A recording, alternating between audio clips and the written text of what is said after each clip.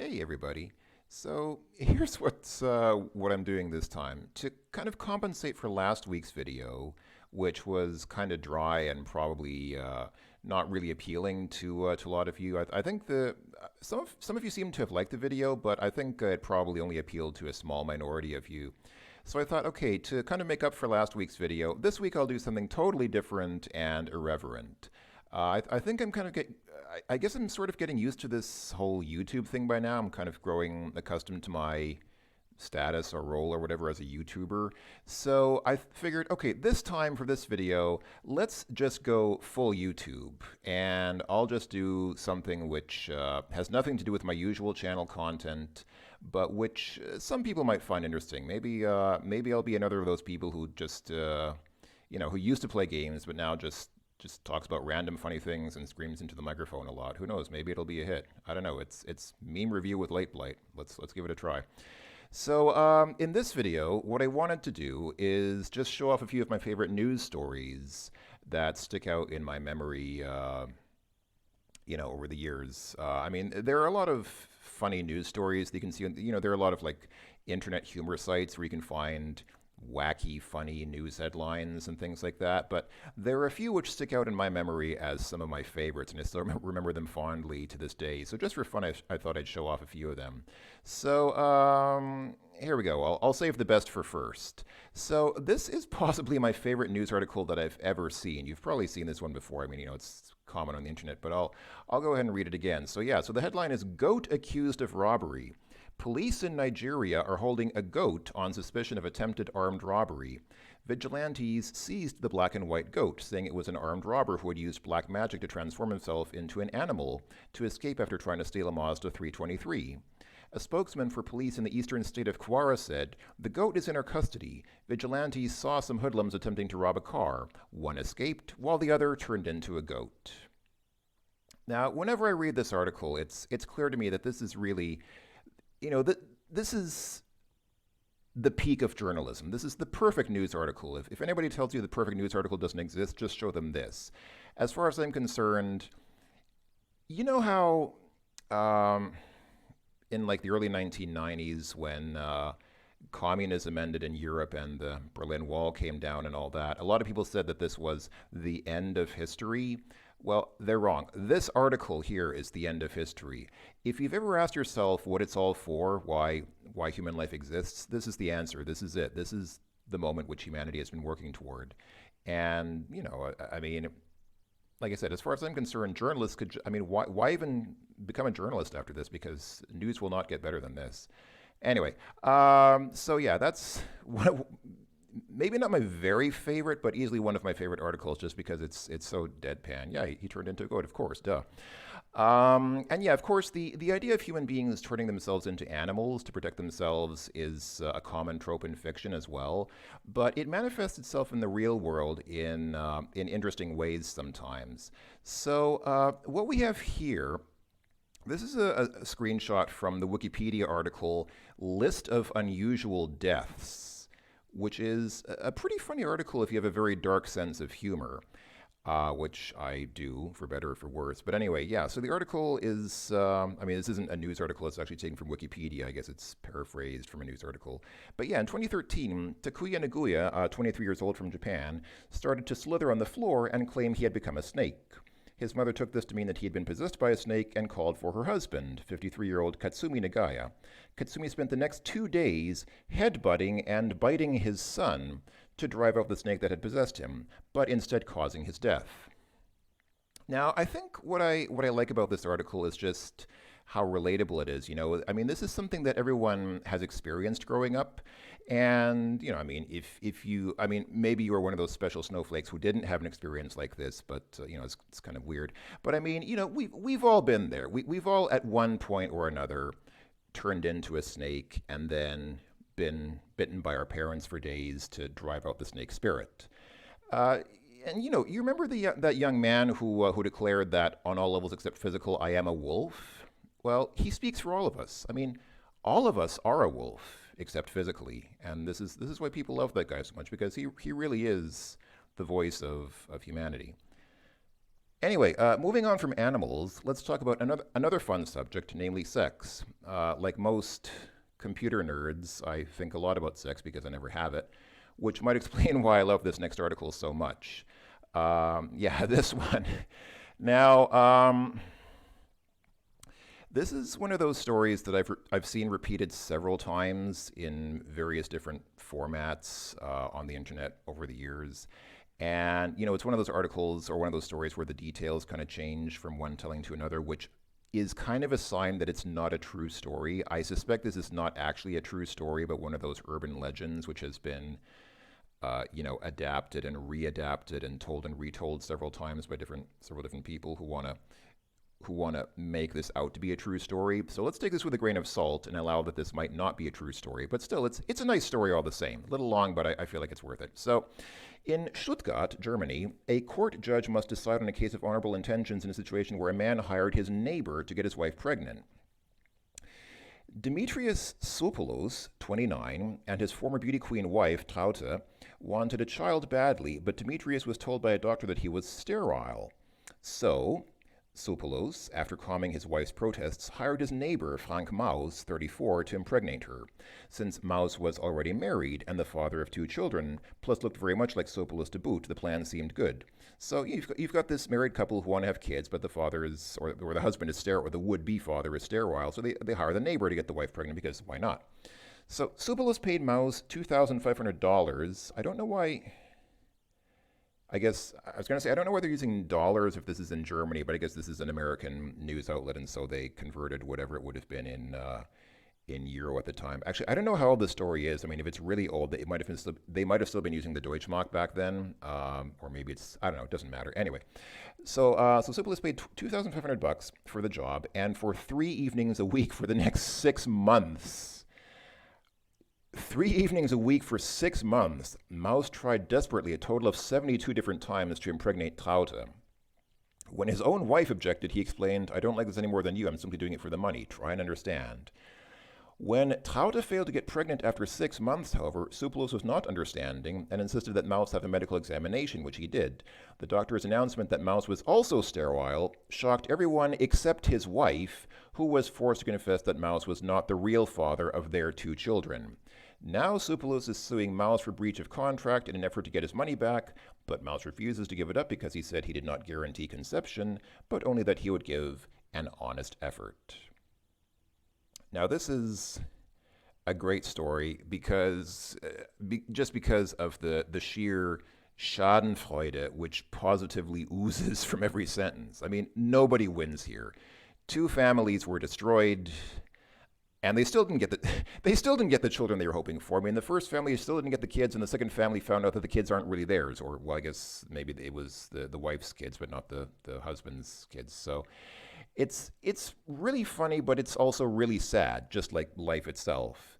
And this happened in Germany. I mean, this is what Rammstein should have made a song about, not that boring Armin, what was he? I think Armin Maivis was his name. Yeah, I mean, Rammstein made a song about that, but they should have made a song about this. This was the real stuff.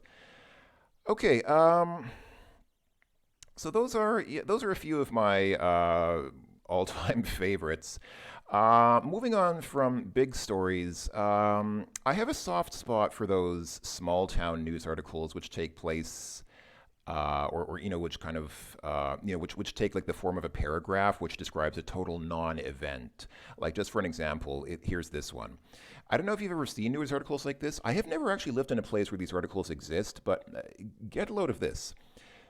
Thursday at 3:20 p.m., a resident who needed help opening a jar called police for assistance. Police opened the jar for the caller. And above that you see like there's a paragraph about a tree limb blocking a roadway. Like this, there are actually places where this gets printed in a newspaper. That just blows me away. I think a lot of people, including myself, are kind of incredulous at the idea that this is something that gets printed in a newspaper. I myself have never lived in a place where something like this actually gets printed, in the news. But maybe that's because I've mostly lived in fairly large cities. I mean, I've lived in Los Angeles, I've lived in San Francisco, I've lived in Berlin, I've lived in St. Petersburg in Russia. And obviously this is not something which would get printed in the L.A. Times or the San Francisco Chronicle. But I recently moved to a small town, and I still don't see stuff like this in the local paper. I mean, the city where I live now has a population of about 40,000 people ish, which is, it's not a tiny town, it's not a village, but still pretty small compared to most of the other places where I've lived. And even here in the local paper, I don't see articles about people calling the police to open a jar. So I just have to wonder, how small does your town have to be exactly before newspapers are so desperate for news that they will literally print this with the expectations that locals will want to read it? Because I seriously want to live in a place like that. I'm not even joking. I want to live in a place where the biggest news and people's biggest concern or problem in life is that they have a hard time getting their pickle jar open, or whatever kind of jar it is or was.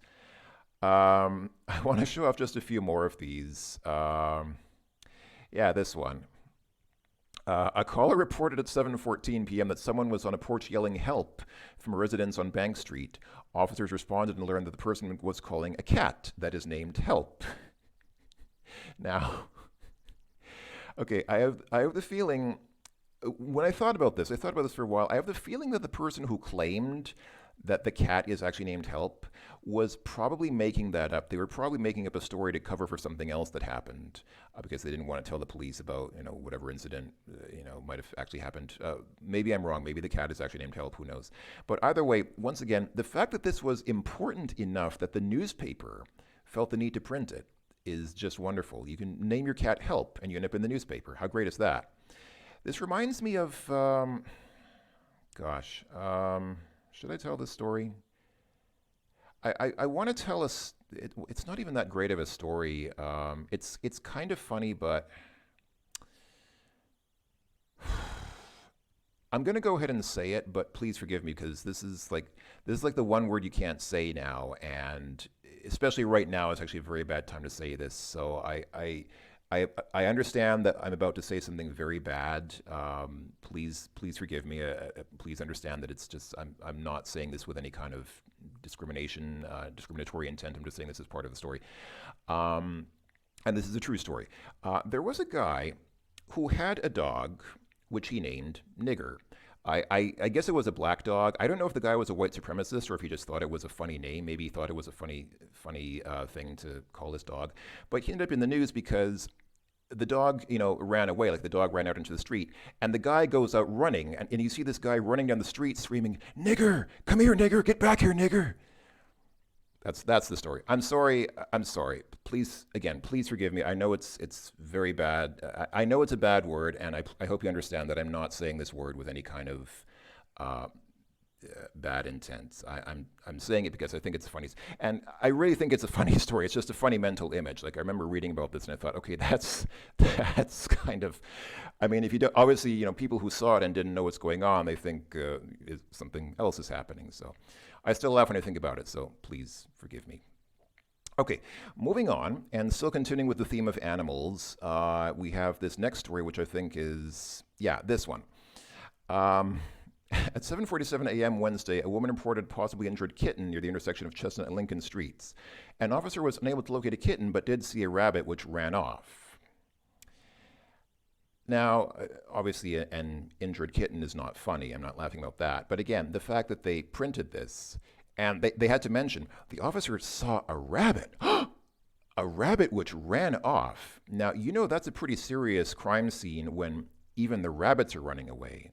What I'd like to know is why the officer didn't give pursuit. Like, why didn't he engage in hot pursuit on the rabbit? Why didn't the rabbit lead like 50 police cars on a chase? That's what usually happens in these situations. But this is the kind of thing that, I mean, why don't I see this in my local paper? This is just okay. One more. I think this is the last one of these. Yeah, this one. So, 5 p.m. Police were called to Market Square for a report about a suspicious coin. Investigating officer reported it was a quarter. Now, to be fair, we don't know what the quarter looks like or looked like. I mean, maybe it was a very suspicious looking quarter. You don't know. We don't know. The article really should have had a picture of the coin in question because then we could see for ourselves just how suspicious it looked. This actually, this reminds me a lot of another article which I read, which again is, it's a real story about a cashier at a store who called the police because a customer gave her a $2 bill. Now, if you live in the US, you know that $2 bills are not common. They do exist, it's a real thing, but you very rarely see them. And the cashier actually didn't realize that $2 bills really exist, and so she assumed it must be a counterfeit bill because she thought, $2 bills don't exist. So she called the police. True story. Okay. I think, what's the next? Yeah, this one, right. So this is not a news article per se, but it's like the same kind of thing. It's just something you'd see like in one of those similar sort of local papers that do these very small little news articles, and I thought it was pretty wonderful. So driveway don'ts. Most people get stuck in their own driveways because they have not bothered to shovel. But the next part is the awesome one. When being pulled out of a ditch, do not drive immediately back into the ditch. This one gets me every time. I swear, every time I read this,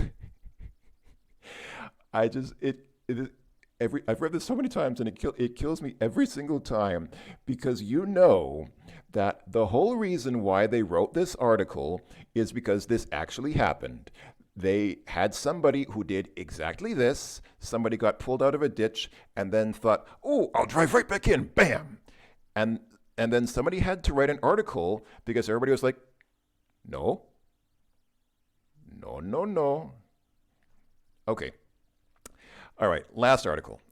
So some of you might remember the story about, yes, Patricia Cransell, the so-called tanning mom who got into trouble because she allegedly took her daughter into a tanning booth, which is illegal because it's dangerous for the child. I think, yeah, it says, yeah, New Jersey, exactly. It was in New Jersey. It says New Jersey law prohibits anyone under 14 from using a tanning salon. So the mother got into trouble because apparently she had, allegedly she had brought the kid in with her. I think she got off because she, there was no proof and that apparently she didn't actually take the kid with her, but they thought she did. But anyway, coming back to the subject of what I said before about putting photos with news articles. This article might not be very relevant for the story alone. Like the story itself is not that incredible. But if you remember the story, you know exactly why this made the news. What makes this article special is the photographs of the mother. This is this is one of those cases where the picture explains everything. This is not photoshopped. The mother is not, African American. Like she's not black. She's not of African descent or anything like that. She literally tanned so much that this is what she looks like. So yeah, this is one of those cases where the picture is everything. You read the article and you think, what? Wait, what? But then you see the picture and right away you say, okay, now I understand. Everything makes sense now. It's clear to me. So, yeah, the media coverage which this case brought to the public's attention actually caused a resurgence of interest in the word tanorexia. Apparently, this wasn't the origin of the word. I looked it up, and apparently, sources I checked claim that the word tanorexia was already first coined in the 1980s. So I guess this wasn't where it came from, but still, yeah, it was like frequently, yeah, tanorexia was a frequently cited word in response to this article. So, yeah, that's the tanning mom. Again, it's kind of sad, but also hilariously funny. Yeah, okay, that's it. That's it for me for now. That was the news, or a meme review, or whatever with Late Blight, or whatever you want to call it. So I was joking about this being like the new direction of the channel. I don't want this to be the new channel format, but I am curious what you folks think. Was this at all entertaining? If you like this and you want to see more, I might do a separate channel. I want this channel to retain its original focus about old computer games, especially old DOS games and old adventure games. But if people like this, it might be worth opening up a separate channel where I do stuff like this in the future. So give me your feedback. I'm just curious how you folks feel about this. And yeah, that's it for now. Thanks for watching, everyone, and I will talk to you all later. Cheers.